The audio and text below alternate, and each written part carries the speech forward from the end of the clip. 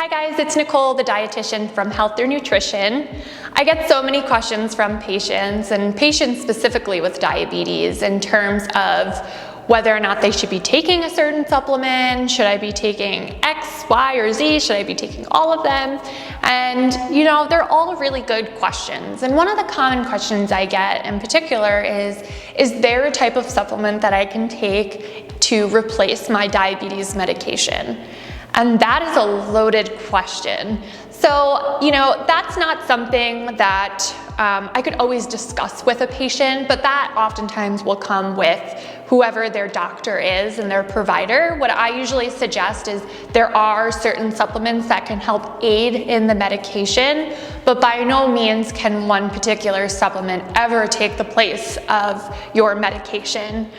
So for example, one really great supplement is berberine. So berberine may improve your blood sugar levels. It could also help in terms of insulin sensitivity, and it can even help in terms of lowering your A1C, which is that 3-month average period of how your blood sugars are doing, right? So you could check your blood sugars daily, but that A1C, that hemoglobin A1C, that percentage is really what tells us how you've been doing over the 3-month time period. One study found that berberine may reduce fasting and postprandial or post-meal glucose levels by more than 30%. The researchers also noted that it appears taking berberine on its own or as an add-on therapy to other diabetes treatments may be beneficial.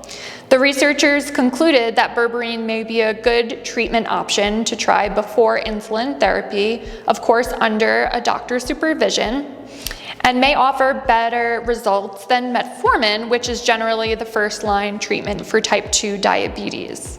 With that being said, that is one study. So yes, there has been evidence that shows berberine to be super helpful, but by no means does that mean you should replace your metformin or any other type of medication before contacting or referring to your healthcare provider.